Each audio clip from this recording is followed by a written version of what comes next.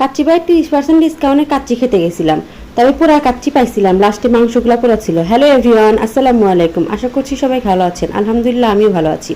কোনাবাড়িতে কাচ্চি ভাই উদ্বোধন হয়েছিল 12 তারিখে, মানে শুক্রবার। তো আপনাদের ভাইয়া বলো যে চলো বাসায় আছি, ডিসকাউন্ট চলছে 30% ডিসকাউন্ট চলছিল 12 ও 13 সেপ্টেম্বর। তো ভিডিওটা দিতে একটু লেট হয়ে গেল, যেহেতু ভিডিওটা দিতে লেট হয়ে যাবে তাই আমি শর্ট ভিডিও আকারে আগেই করে দিয়েছিলাম। আমরা সন্ধ্যা 6:30টার দিকে বের হয়ে গেছিলাম কাচ্চি ভাইয়ের উদ্দেশ্যে।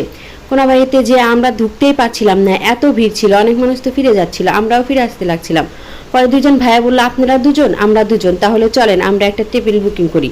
পরে ওনাদের সাথে দাঁড়ায় ছিলাম প্রায় 1 ঘন্টা পরে আমরা অর্ডার দিয়েছিলাম কাচ্চি আর বাদাম শরবত। তবে লাস্টে যে বাদাম শরবতটা পাইনি, সেটা লিখে নিয়ে যে মেনু লিখে নিয়ে যে সে নিয়ে এসে বললো যে বাদাম শরবতটা আপনাদের অর্ডারে হবে না, শুধু কাচ্চি আছে। আর আমাদের সাথে যে পাশে দুটা ভাইয়া বসেছিল তারা অর্ডার করেছিল পোলাও, কাচ্চি বিরিয়ানি, তারপরে আপনার হচ্ছে জালি কাবাব, বোরহানি, বাদাম শরবত, তারা এগুলো অর্ডার করেছিল। তারা কিচ্ছু পায়নি, লাস্টে তারা কাচ্চি শুধুমাত্র খেয়েছে।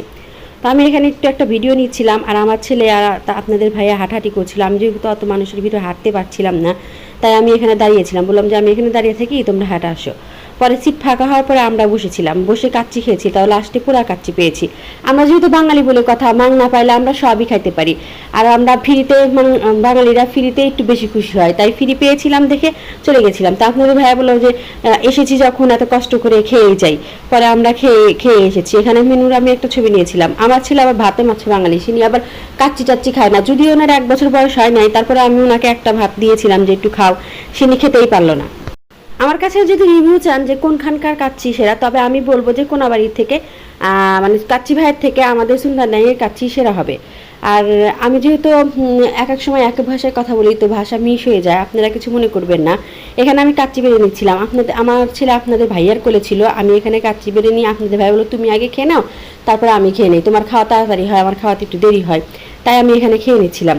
আর আমি আরও ভিডিও করতে চেয়েছিলার, যেহেতু ভিড়ের কারণে আমি আর ভিডিও করতে পারিনি, তাই খাওয়া পর্যন্তই ভিডিও করেছিলাম। এখানে এত গরম ছিল কাচ্চি বিরিয়ানিটা যে আমি হাত দিয়ে ধরতেই পারছিলাম না, লাস্টের টুকু ছিল, তারপরে পোড়া ছিল। আমরাই সবার লাস্টে খেয়েছিলাম। আমরা বের হয়ে যাওয়ার পরে আর কাউকে ঢুকতেই দেয়নি, এত ভিড় ছিল। আর এত লোক হয়েছিল যে সবই শেষ হয়ে গেছে তাদের কাছে, তারা এসে বলে সবই শেষ। আমরা যদি টেবিলের কাছে দাঁড়িয়ে না থাকতাম তাহলে মনে হয় আমরা এই কাচ্চির প্লেটও পাইতাম না, সবই শেষ হয়ে যেত।